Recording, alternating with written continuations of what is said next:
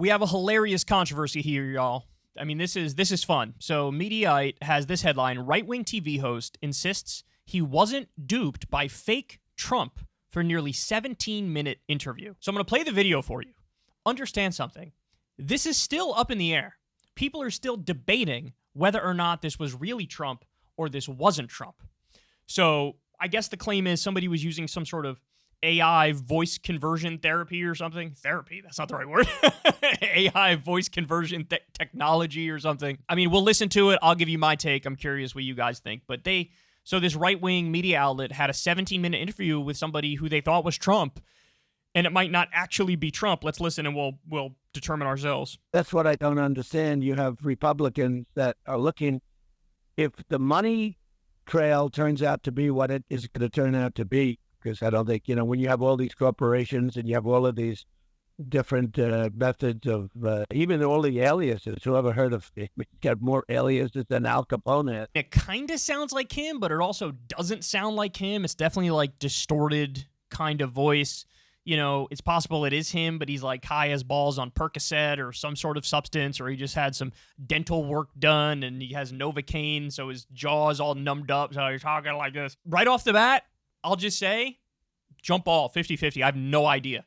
Like, it could be him, but it also doesn't sound like him, but it kind of does a little bit, but it doesn't a lot. I don't know. Let's keep listening. I would think that's, a fair person, because you want it to be fair. It has to be fair.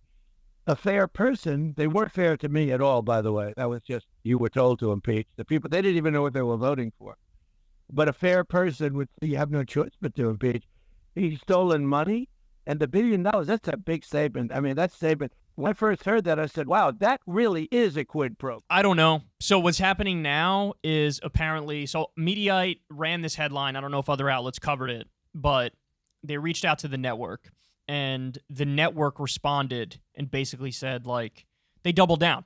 So the host, John Solomon, insisted, no, that was definitely Trump. I promise you that was Trump. You have some Trump Twitter accounts like related to his campaign that were sharing parts of the interview on Twitter/X. Either the head of the network or the host himself said, look, you can contact the campaign. The campaign will tell you that this was actually Trump. I don't know, man. I don't know if they're just lying to try to save themselves from the deep embarrassment of doing a 17-minute interview with somebody pretending to be Trump. I'll say this. If it is Trump, it doesn't sound enough like him to fully convince me. The first thing I thought was maybe it's Trump, but it's like a bad internet connection, so it's coming through choppy and weird. But you listen back, and it's not like, it actually doesn't sound like a bad internet connection. It just sounds like Trump, but not Trump at the same time, which I think leads to Occam's razor that it probably is somebody pretending to be Trump using some voice-altering AI technology. Guys, this happened recently with Alex Jones. Alex Jones got a phone call from,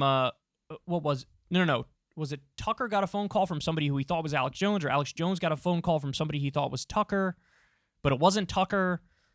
I think that's it. I think Alex Jones got a phone call from somebody pretending to be Tucker and using some voice-altering technology, and they sounded like Tucker. And Alex Jones was duped by it for a while.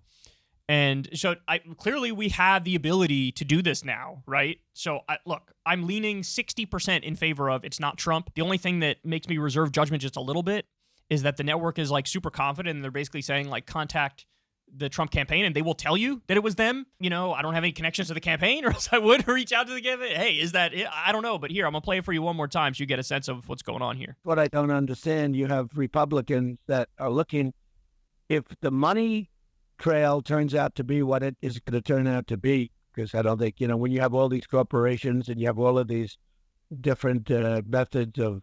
Something's off about it, like the base of Trump is there, like the building blocks of Trump, but there's just something that's a little off. All the aliases, who ever heard of, got more aliases than Al Capone had. I would think that's, a fair person, because you want it to be fair. It has to be fair.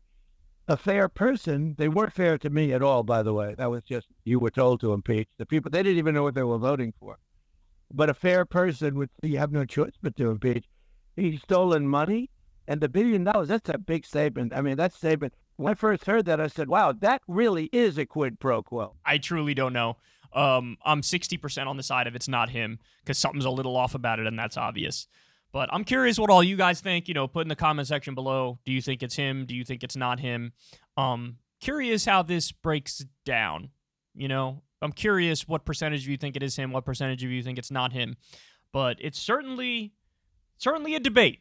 It's certainly a debate. I don't think it's clear-cut at all. Hey, y'all, do me a favor and like and subscribe. It helps out big time in the algorithm. Click the bell as well for notifications when videos drop, and watch that video on screen right now. You know you want to.